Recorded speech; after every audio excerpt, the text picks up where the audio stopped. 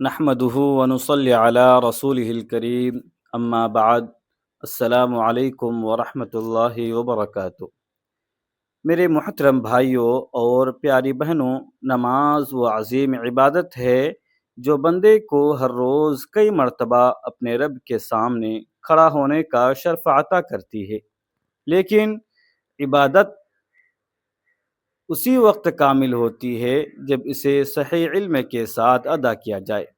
بہت سے مسلمان نماز تو پابندی سے پڑھتے ہیں، مگر بعض ضروری احکام اور باریک مسائل سے واقف نہیں ہوتے، جس کی وجہ سے غیر ارادی غلطیاں ہو جاتی ہیں۔ اسی لیے آج کی یہ مجلس ہر مسلمان مرد اور عورت کے لیے نہایت مفید اور ضروری ہے۔ انشاءاللہ تعالی آج ہم نہایت آسان، مختصر اور مستند انداز میں نماز کے اہم مسائل کو سمجھیں گے، تاکہ ہماری عبادت سنت نبوی صلی اللہ علیہ وسلم کے مطابق ہو اور اللہ تعالیٰ کی بارگاہ میں قبولیت کا ذریعہ بنے۔ میرے پیاری سی بہنوں اور میرے بھائیوں، فرض نماز، سنت مؤکدہ، سنت غیر مؤکدہ، نفل اور وتر میں کیا فرق ہے؟ کس نماز کے کن رکعتوں میں سورہ فاتحہ کے بعد سورت ملائی جاتی ہے؟ کس نماز کی آخری رکعتوں میں صرف سورہ فاتحہ پڑھی جاتی ہے؟ فجر، ظہر، عصر، مغرب اور عشاء کی کتنی رکعتیں فرض ہیں؟ کتنی سنتیں ہیں؟ کون سی سنت مؤکدہ ہے؟ کون سی غیر مؤکدہ ہے؟ کتنی نفلیں ہیں؟ وتر اور واجب کا صحیح طریقہ کیا ہے؟ اگر نماز کے دوران کوئی غلطی ہو جائے تو کیا کرنا چاہیے؟ اور ایک نہایت اور اہم مسئلہ یہ بھی ہے، یہ بھی جاننے کی کوشش کریں گے کہ اگر کسی عورت کو نماز پڑھتے ہوئے اچانک حیض شروع ہو جائے تو اس نماز کا کیا حکم ہے؟ کیا وہ نماز مکمل کرے گی یا فوراً چھوڑ دے گی؟ انشاءاللہ تبارک و تعالی آج کی اس ویڈیو میں ہم ان تمام مسائل کو قرآن کریم کی آیات، صحیح احادیث مبارکہ اور فقہ اسلام کی روشنی میں جاننے کی بھرپور کوشش کریں گے، تاکہ نماز کے بارے میں کوئی الجھن باقی نہ رہے۔ مجھے یقین ہے کہ آپ میں سے بہت سے لوگوں کو ان میں سے کئی باتیں پہلے سے معلوم ہوں گی، لیکن اللہ تبارک و تعالی کے دین کی باتیں بار بار سننے سے ایمان تازہ ہوتا ہے، علم میں اضافہ ہوتا ہے اور علم میں مضبوطی پیدا ہوتی ہے۔ اس لیے میری آپ سب سے گزارش ہے کہ ویڈیو کو لائک کیجئے، چینل کو سبسکرائب کر دیجئے، اور آپ ہمارے اس ویڈیو کو کہاں سے دیکھ رہے ہیں، کس شہر سے، کس ملک سے دیکھ رہے ہیں، اپنے نام کے ساتھ اپنے شہر گاؤں کا نام کمنٹ باکس میں ضرور ٹائپ کریں، تاکہ ہماری ٹیم آپ کے نام اور شہر کے ساتھ دعاؤں میں آپ کو یاد رکھے۔ جزاکم اللہ خیرا کثیرا۔ ناظرین، تو شروع کرتے ہیں اللہ تبارک و تعالی کے بابرکت نام لے کر اپنے گفتگو کا آغاز کرتے ہیں۔ بسم اللہ الرحمن الرحیم۔ سب سے پہلے ہم یہ سمجھیں فرض نماز کیا ہوتی ہے۔ فرض وہ عبادت ہے جس کا حکم اللہ تبارک و تعالی نے قطعی طور پر دیا ہو۔ اس کا انکار کرنے والا اسلام سے خارج ہو جاتا ہے، اور جان بوجھ کر نماز کو چھوڑنے والا سخت گنہگار ہوتا ہے۔ 5 وقت کی نمازیں ہر بالغ عاقل مسلمان مرد اور عورت پر فرض ہیں۔ اب سوال یہ ہے کہ 5 وقت کی فرض نمازوں کی رکعتیں کتنی ہیں؟ فجر کی 2 رکعت فرض ہیں، ظہر کی 4 رکعت فرض ہیں، عصر کی 4 رکعت فرض ہیں، مغرب کی 3 رکعتیں فرض ہیں، اور عشاء کی 4 رکعتیں فرض ہیں۔ اب ایک اہم مسئلہ جس سے بہت سے لوگ ناواقف ہوتے ہیں وہ یہ ہے کہ فرض نماز کی 4 رکعتوں میں سورہ فاتحہ کے بعد سورت کہاں تک ملائی جاتی ہے؟ یاد رکھیے، 4 رکعت والی فرض نماز یعنی ظہر، عصر اور عشاء میں پہلی 2 رکعتوں میں سورہ فاتحہ کے بعد کوئی سورت یا قرآن مجید کا کچھ حصہ ملایا جاتا ہے، لیکن تیسری اور چوتھی رکعت میں صرف سورہ فاتحہ یعنی الحمد شریف پڑھی جاتی ہے۔ اس کے بعد سیدھا رکوع میں چلے جاتے ہیں، وہاں صورت نہیں ملائی جاتی ہے۔ اسی طرح مغرب کی 3 رکعت فرض میں پہلی اور دوسری رکعت میں سورہ فاتحہ کے بعد کوئی صورت ملائی جائے گی، لیکن جب تیسری رکعت میں صرف سورہ فاتحہ پڑھی جائے گی اور فجر کی 2 فرض رکعتوں میں دونوں رکعتوں میں سورہ فاتحہ کے بعد صورت ملائی جائے گی، کیونکہ وہ صرف 2 رکعتیں ہیں۔ یہ مسئلہ بہت اہم ہے، کیونکہ بہت سے لوگ لا علمی کی وجہ سے ہر رکعت میں صورت ملا دیتے ہیں، جبکہ سنت طریقہ یہی ہے کہ 4 رکعت والی فرض نماز کی آخری 2 رکعتوں میں صرف سورہ فاتحہ پڑھی جائے۔ اسی طرح اگر کوئی شخص اکیلا نماز پڑھ رہا ہو تو اسے اطمینان اور سکون کے ساتھ قرات کرنی چاہیے، اور اگر امام کے پیچھے نماز پڑھ رہا ہو تو جہاں شریعت نے خاموش رہنے کا حکم دیا ہے وہاں خاموشی اختیار کرے۔ اب ہم سنت مؤکدہ، سنت غیر مؤکدہ، نفل اور وتر واجب کی تفصیل سمجھتے ہیں، کیونکہ یہ وہ مسئلہ ہے جس میں بہت سے لوگ الجھن کا شکار رہتے ہیں۔ سب سے پہلے سنت مؤکدہ کو سمجھیے۔ سنت مؤکدہ وہ سنت ہے جس پر رسول اللہ صلی اللہ علیہ وسلم نے ہمیشہ یا اکثر عمل فرمایا اور بغیر کسی عذر کے اسے ترک نہیں کیا۔ اس لیے فقہاء کرام نے لکھا ہے کہ سنت مؤکدہ کو جان بوجھ کر بار بار چھوڑنا پسندیدہ نہیں بلکہ قابل ملامت عمل ہے۔ اس لیے ہر مسلمان کو ان سنتوں کی پابندی کرنی چاہیے، کیونکہ یہی سنتیں قیامت کے دن فرض نمازوں کی کمی کو پورا کرنے کا ذریعہ بھی بنیں گی۔ رسول اللہ صلی اللہ علیہ وسلم نے فرمایا، قیامت کے دن سب سے پہلے فرض نماز کا حساب ہوگا۔ اگر اس میں کوئی کمی ہوگی تو اللہ تبارک و تعالی فرشتوں سے فرمائیں گے کہ دیکھو میرے بندے کے پاس کوئی نفل عبادت ہے، اگر ہوگی تو اس کے ذریعے فرض نماز کی کمی پوری کر دی جائے گی، پھر باقی اعمال کا بھی اسی طرح حساب ہوگا۔ اس حدیث سے معلوم ہوا کہ سنتیں اور نفل نمازیں معمولی عبادت نہیں ہیں بلکہ آخرت میں بہت بڑی نعمت بن سکتی ہیں۔ اب آئیے 5 وقت کی نمازوں کے ساتھ سنتوں کی ترتیب سمجھتے ہیں۔ فجر کی نماز سے پہلے 2 رکعت سنت مؤکدہ ہے جن کی بہت زیادہ فضیلت آئی ہے۔ رسول اللہ صلی اللہ علیہ وسلم نے فرمایا، فجر کی 2 سنتیں دنیا اور دنیا کی تمام چیزوں سے بہتر ہیں، اس لیے ان 2 رکعتوں کو کبھی معمولی نہ سمجھیے۔ ان دونوں رکعتوں میں پہلی رکعت میں سورہ فاتحہ کے بعد کوئی بھی سورت پڑھ سکتے ہیں، اور دوسری رکعت میں بھی سورہ فاتحہ کے بعد کوئی بھی سورت پڑھی جا سکتی ہے۔ پھر 2 رکعت فرض ادا کی جاتی ہے جن میں بھی دونوں رکعتوں میں سورہ فاتحہ کے بعد سورت ملائی جاتی ہے۔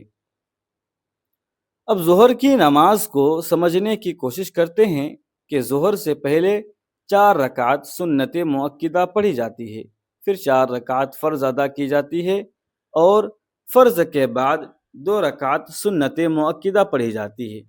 پھر اگر چاہے تو 2 رکعت نفل بھی ادا کر سکتے ہیں۔ اب سوال پیدا ہوتا ہے کہ 4 رکعت سنت مؤکدہ میں سورت کس طرح ملائی جائے؟ یاد رکھیے، 4 رکعت سنت مؤکدہ میں چاروں رکعتوں میں سورہ فاتحہ یعنی الحمد شریف پڑھنے کے بعد دوسری سورت ملانی چاہیے اور ملائی جاتی ہے۔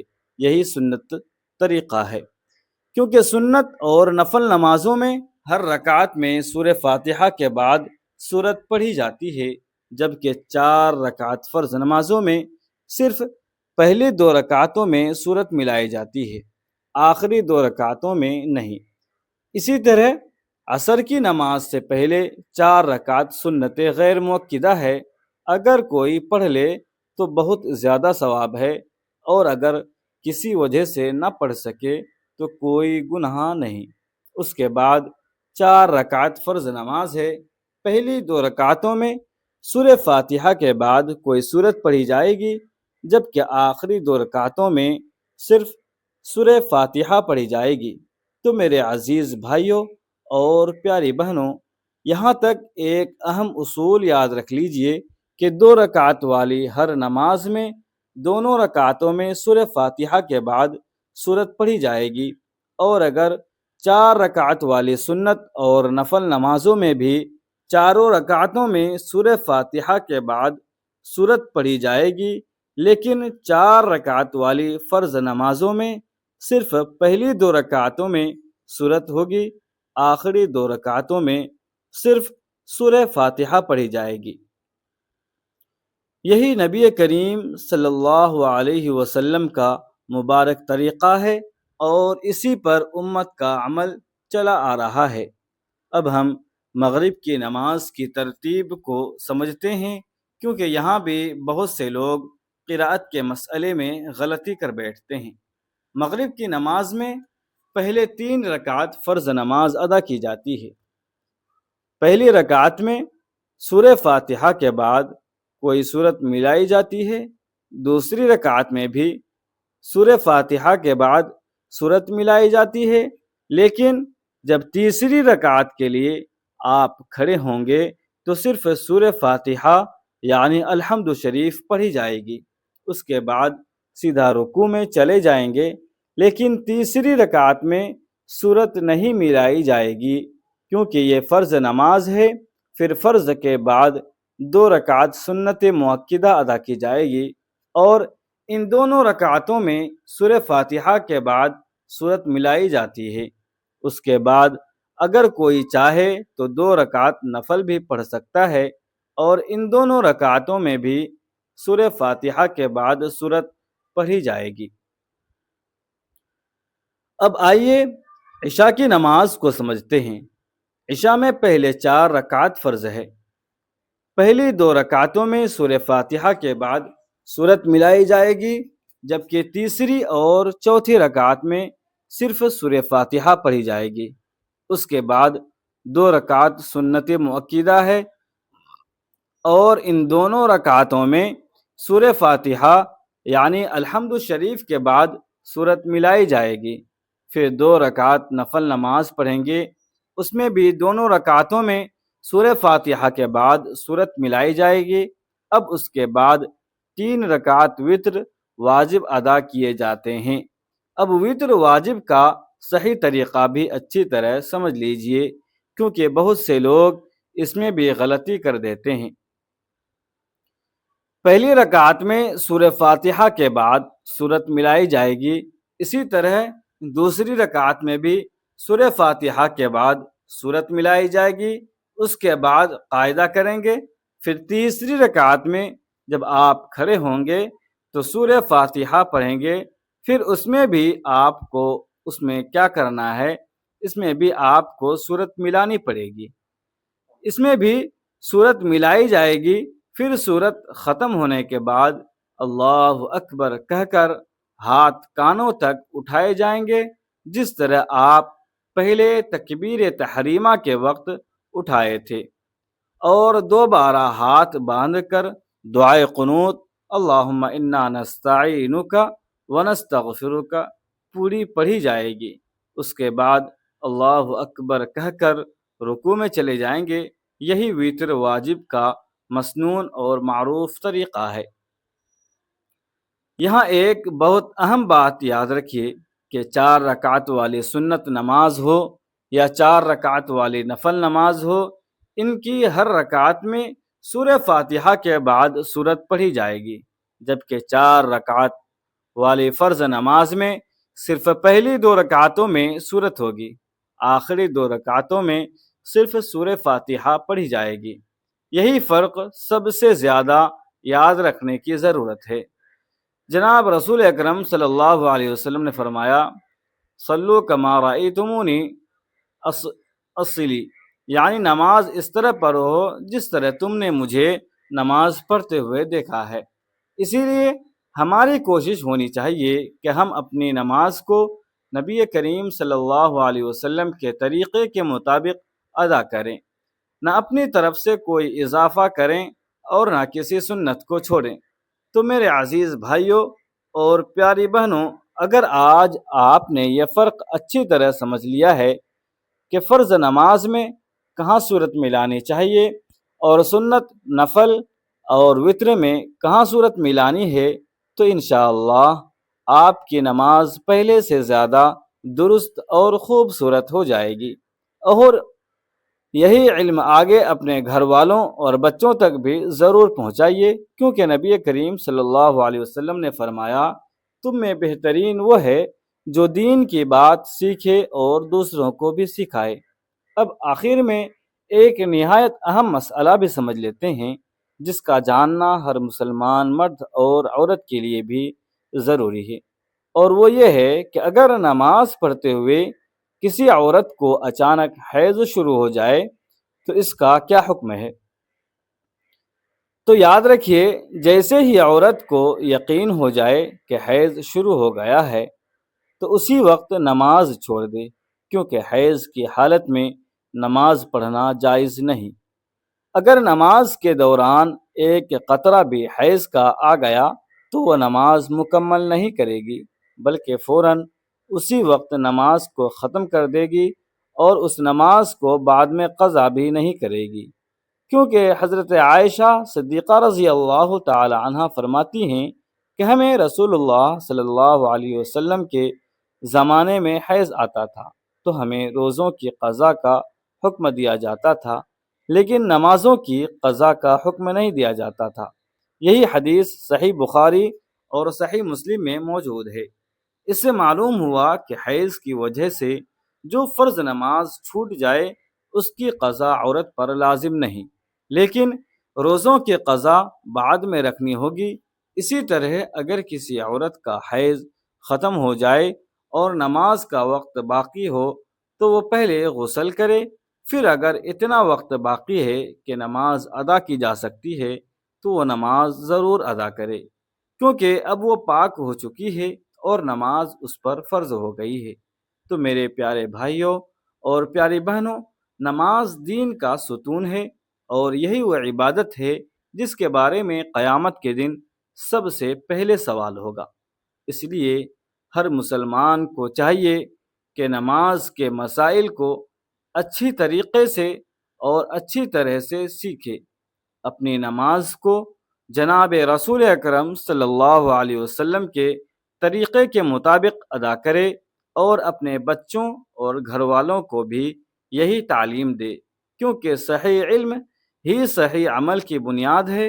اللہ تبارک و تعالی ہمیں نماز کی صحیح سمجھ عطا فرمائے، نماز کو ہمیشہ خشوع و خضوع کے ساتھ ادا کرنے کی توفیق نصیب فرمائے، ہماری فرض، سنت، نفل اور وطر سب نمازوں کو اپنی بارگاہ میں قبول فرمائے، ہمیں دین کا صحیح علم حاصل کرنے اور اس پر عمل کرنے کی توفیق عطا فرمائے، اور دنیا و آخرت کی ہر خیر نصیب فرمائے، آمین یا رب العالمین۔